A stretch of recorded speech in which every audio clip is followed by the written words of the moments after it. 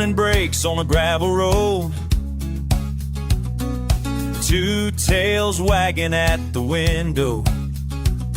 Pack up the maps, we're chasing west, where the rivers bend and the mountains are at and rest. We're rolling, rolling, always rolling free, four wheels and furring you and me. Everywhere we park becomes our ground. Love's the only thing we need to settle down. La la la, la la la, home is where we're bound. Yeah, home is where we're bound.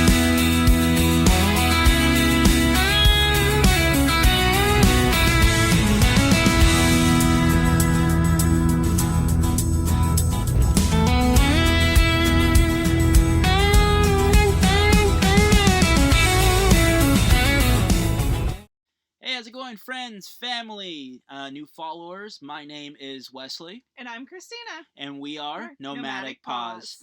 Now, this is an introductory video for people who are interested in doing truck camper life or nomadic living. So this is kind of like episode 1 to kind of get people a little bit more information on who we are and what are some of our future videos are going to be looking like, and really kind of getting the meat and potatoes of nomadic living. So we're going to start off. Is there anything that you'd like to start? Like, who are we, right? I'm a guy, let's see, without talking about occupation, I'm a guy who just loves teaching and sharing information to other people. People who know me, you know, I'm a big people person. And you guys might be wondering, okay, Wes, why on earth would you want to live in a truck camper, right? It's me and Christina with our 2 dogs, and you guys might be saying, why?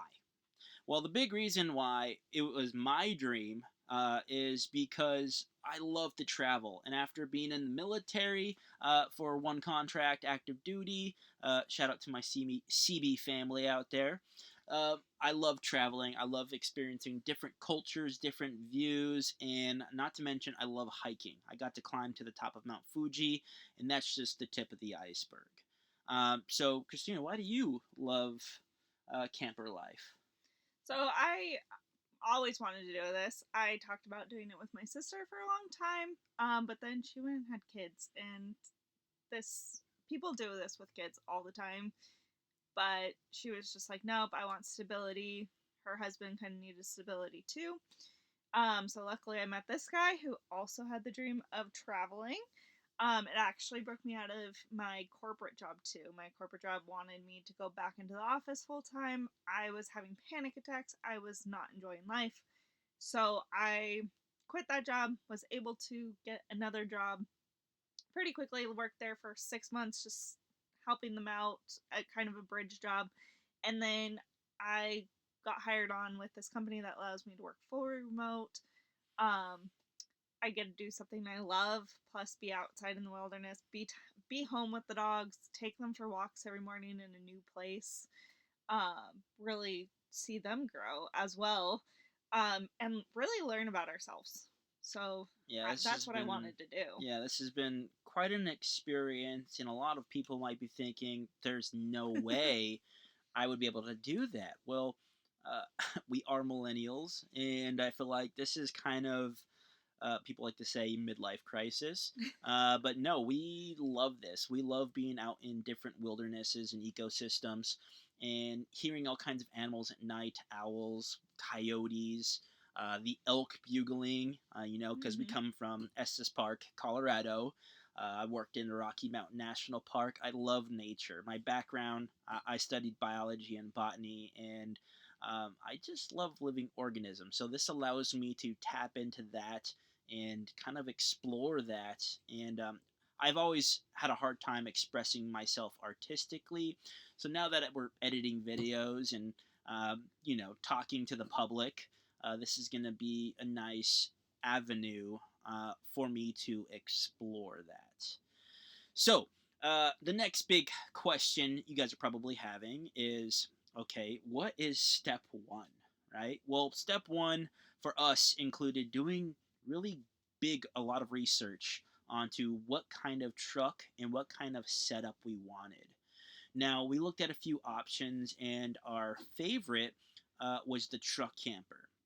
Now, a lot of people are like, "Oh my God, that's not a lot of space," but we're both very short people. We are can fit into small spaces, and our dog, literally our medium-sized elder dog, she's probably takes up the most space because she sprawls out. But we decided that our Arctic Fox was just perfect. We love the layout. It has a dry bath.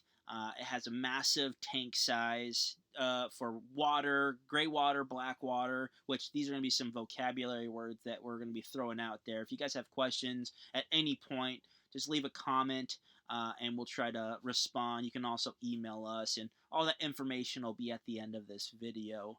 But Arctic Fox, it's 4 seasons. We've experienced, as we said earlier, up in the Rocky Mountains, it gets really cold. We spend a full year out there, and we wanted to get our feet under us and see what our rig was actually capable of withstanding. So anybody that has questions about 4-season rigs, just do your own research, all right? And the most important thing, if you are getting a truck camper, make sure the truck can actually support the payload, and that's fully weighted. And if you have any questions about that, just go ahead and ask. But once we found our truck, did you have something to add? I was going to say it was a lot of spreadsheets when we first looked at payload and like calculating the weight of water, if we're full, everything, and doing that. So there's a lot to consider there, because it's not just the weight of the rig that you're putting on there, it's all your stuff. It is water. Water is very heavy. So things like that to think about. And I wanted to add too, we wanted a truck camper because we do not stay in campgrounds. We do mostly dispersed. We've only stayed in 4 campgrounds out of the year and a half we've been doing this. And obviously the parking lot too, but after that we've only done dispersed. So mobility was a big thing for us because we wanted to go where people weren't going to be there, and just really out in the wilderness, not paved roads. Yeah, so we love that we're very mobile. That's kind of also what set us on the truck camper is, we got 4-wheel drive our clearance isn't that high. There are some bigger rigs. We do have a little bit of a bigger sized truck camper than the normal. If you guys seen Coleman's or Lance's out there, they make pretty small and bare bones. So we really like our setup, and that has, we've kind of adapted over a year in figuring out some of the small things that we really needed, from a power station to solar panels, what kind of mobile tools. You name it. Our internet is a big one because she obviously works from home, so we needed something that is going to be sustainable, kind of pretty much affordable, and so we decided to go with Starlink. That upfront cost is a little heavy, but I think overall, from our experience, she's able to work from home with no problems, no disconnections. And I like to game online, or if I'm doing video editing and downloading songs, it's perfect for both of us. So we definitely recommend that. As for the power station, we got some recommendations from some friends. We looked at prices. We looked at mobility, like how big is this thing? Does it fold up? Weight again. Weight is a big thing, y'all. Go bigger truck, no matter what. Get the truck first. And get max payload. I think ours is around 9,500 or something like that. Yeah, it's very high, and we got the crew cab and everything. But we love the setup, and that took a little bit of time. As I said, what was really for the best transition for us was literally taking that year worth of time to figure out what worked, what didn't work, and then here's the hard part: getting rid of all your crap. Right?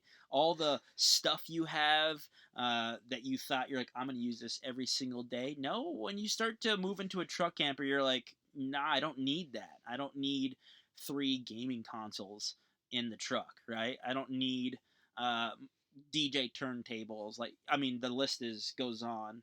Hammock was my big one. I had like Yeah. a standing hammock that And could we go got anywhere. we got Couldn't bring storage that. compartments everywhere, so whatever we can fit, we'll take with us.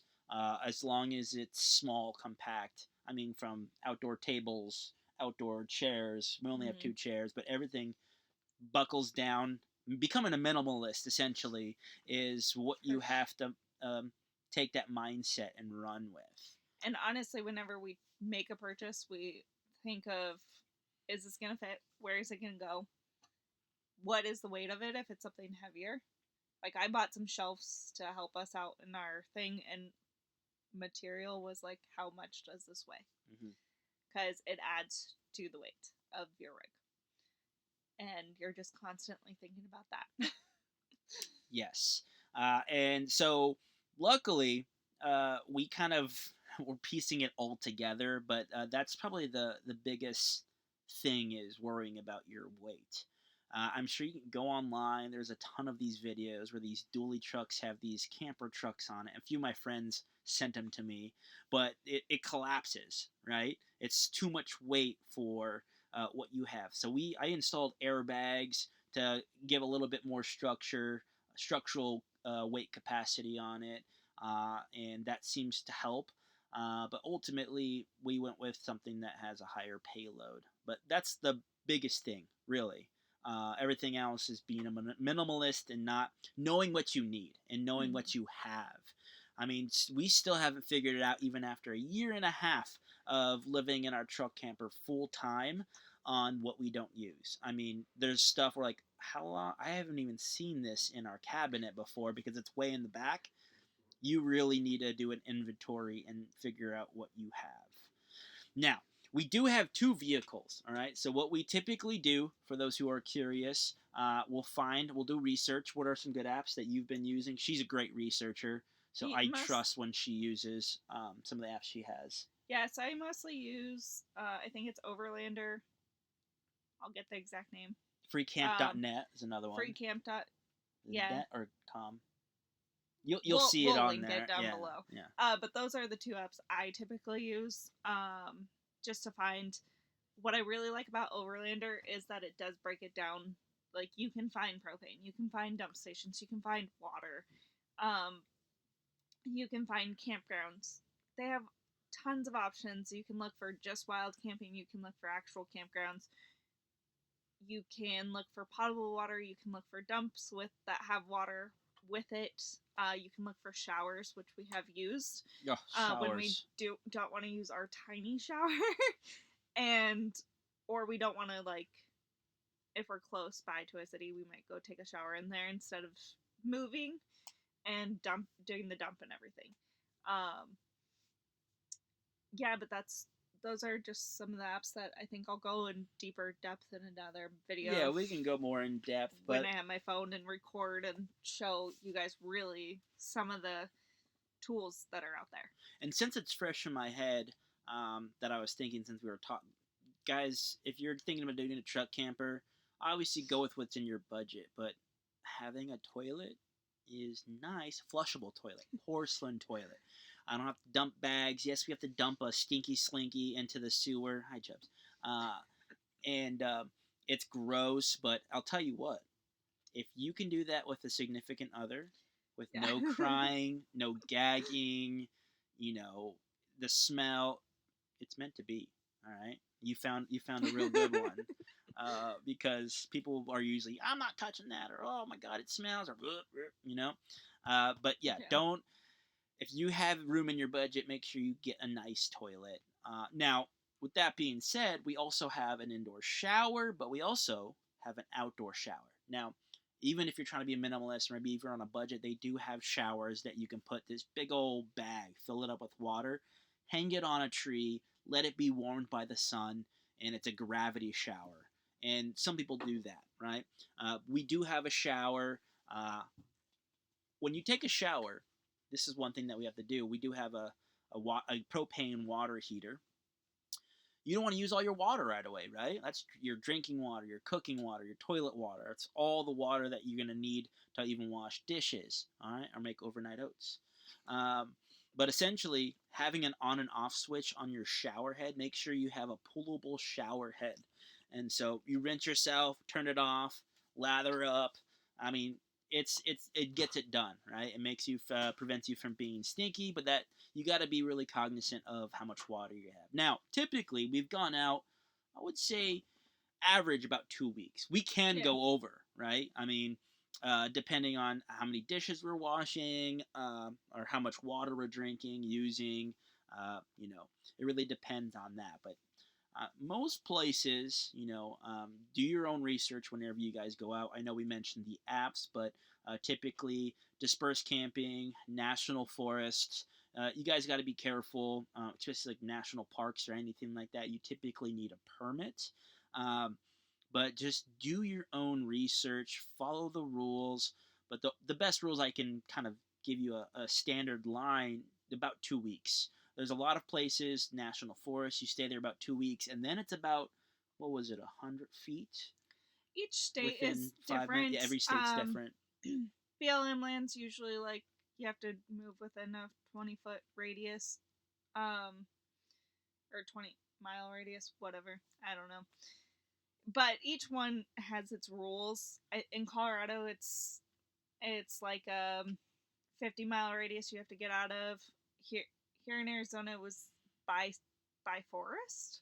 You could only stay 2 weeks, so you got to go to a completely different forest to stay, and then you could come back. Some of them are like you can only stay there for 14 days a year. Other ones are 14 days in a 28-day period, or whatever. They're each forest has a different rule, honestly. Mm-hmm. So you just really need to research that, see what they say, like read signs. The apps that we have, like I post on there now. I signed us up. We're Nomadic Paws, so if you see us, I'm posting constantly on there. But yeah, everybody's updating it, and just be part of the community. Read there if you're going out there. Tell people about it, what the rules are, if you need a permit. And I wouldn't be an outdoors person if I didn't specify. When you guys are living nomadic life, or even just camping for the weekend, all right, leave no trace. You guys have probably heard it if you've ever been to a national park. Your park rangers will tell you that. There's a whole website dedicated to that. And essentially, I'll summarize, is just leave nothing behind. In fact, make it better. If you guys walk around at a campsite and you see some glass, some cans, or whatever, just throw it, pick it up, put some gloves on, pick it up, throw it away, because we're only given one Earth. I know that sounds very hippie-ish, but really, it's the responsibility comes on us humans while we're out here. So respect nature. And to add to that, it's like just park where other people have been parking too. Don't go out and make your own campsite. Unless you're really out there, like yeah. We've been some places, BLM but we land tried has a little bit more flexibility. Yeah, we just tried to stay off of like vegetation. Yes, absolutely. Not drive over that. I mean, there's some vegetation around us that we did drive over, but it's pretty much weeds. Yeah, we're in the desert. we are in the desert right now. No. So, but just be conscious of that. Know what's around you. Try not to like break branches and too much. We've broken a few branches against our from our weekend, but and from our weekend warriors. I mean, we all started there. I love the outdoors. I loved camping. All right, just be respectful of your neighbor. All right. I know there's probably some youngins out there. You're like, you guys are youngins. Well, thank you. You're making us blush. Stop it. But essentially, just don't play your music so loud. I mean, I feel like a respectable time is shut off your generator around 9:00. Don't be blasting music. Now I get on rainy days. This is another thing, since I'm thinking about it, we're dependent on sunlight. All right. Now we do have a 30 amp or 50 amp shore power plug-in. You get that at any RV park. In fact, whenever we get our plot of land, that's probably one of the first things that we're going to install on it, because shore power is nice. But with our power bank and our 2 solar panels, it is really like having your own generator, really, with no Mhm. noise. It's so nice. And if you can complement your power source between your generator, which is ours is propane, and then our power bank, you'll have enough electricity to do whatever. Because I like gaming, so that requires a lot of power. I probably take the most power, honestly. Um, You do. but yeah, I It's okay. mean, so this is kind of our introductory video. Can't think of anything else to say. Do you have any? I was just gonna go more personalities wise with us. We are big nerds. I read a ton of books. I read fantasy, murder, mysteries, true crime, everything. So I'll probably in our future videos at least drop what book I'm reading currently and maybe a review when I finish it. We both play D&D. We have that campaign going right now. We just started a new campaign um, with a group that we've been doing this for like a year now, year and a half. Yeah, our Um, people. so we'll drop videos on that. We're both big animal people, big nature people. So you'll see us hiking. We'll do some videos on that. I'll do probably some videos on our dogs. We'll introduce him. You saw Chubbs jump up here. He is definitely our lap dog. But he's a big gamer. We played Boulder's Gate last night, actually. So, Baldur's Gate 3. sorry, Boulder's Gate 3. So we'll have some of that kind of talk about that too. But we're also big board game people, and that's something that's hard to bring with us. Mm-hmm. So we play like a lot of card games. And we do have a few board games with us that we enjoy that are two players. That was our rule, is we can't bring anything that's more than two players. But so if you have any recommendations on good 2-player games, we're Please. always Oh, looking yes. for that. Especially if it's small, compact, or it's a card game. Yeah. One thing that we do really love, which actually kind of I brought on our first date. We've been together for how long now? It will be 3 years in January. 3 years. We love kind of, even with our friends too, I think we're just intimate people. Just self-disclosure, those card games. I think We're No Longer Strangers is one of them. But on our date night, our first date, I brought these cards that essentially were like icebreakers, and some of them were not PG-13. Some of them were rated R, and I was reading some of them, and I was like, oh god, this could go really bad. But then she was laughed, and she was just an open book, and that made it just like that much more easier to be comfortable with each other. And it's been history ever since. But we love cards like that too, and games that we could play on the road. We literally have walkie-talkies, so we can communicate back and forth. But our drive, which we'll post videos of this too, her drive versus my drive are completely different. Hers might be a little bit more mellower. She's got the dogs in the back. She's listening to her murder podcast, and I'm over here I'm in the truck just trying not to go too fast on turns, or you start wobbling. I'm like white knuckling the steering wheel while listening to my fantasy football sports podcasts, or jamming out to techno or EDM. But that's pretty much our only alone time is the drive. Yeah. So we both cherish it. If you're for a gonna little do bit, this with a but partner, you guys gotta love each other's space. You gotta be Oh, okay yeah. with each other's space, because we'll do a tour on the inside probably at one point in our videos, and we probably will go live at some point. Yeah. So you guys can ask us questions while you guys are in the chat. We'll try to answer all of them. But yeah, that's kind of our sole purpose of this episode 1. You've probably seen all these clips we've been showing. You'll probably see those clips a little bit more in depth, whether it's from dumping, setting up our solar panels, scouting out a new spot, learning about our dog's personalities, or seeing how nerdy we are, or dealing with everyday ups and downs of nomadic life, because it's not for the faint of heart. I really isn't. But our long-term goal is to buy a big plot of land and build kind of like a commune. I know there's a lot of nomads out there doing that. You're like, you guys are like just the same person. Well, yes, we want a nice plot of land and want to share it with people we love and care about. Because as you guys know, society can get crazy. But we're not going to get into politics. no politics on this No channel. politics. We're here to just share and love. But again, my name's Wesley. And I'm Christina. And we are Nomadic Nomadic Paws. Paws. So if you guys enjoyed today's video, enjoy our journey for the next episodes. And I'm going to drop our link tree, like and subscribe on all platforms. And please interact. We want to answer everybody's questions, and we want to provide the best information for you guys. But outside of that, we're not trying to get anything from anybody. We're just trying to have a good time and share our lives with our families and friends and others who are interested in our journey. But without further more, it was a pleasure talking to you guys, and we'll talk to you guys next time. All right. Bye.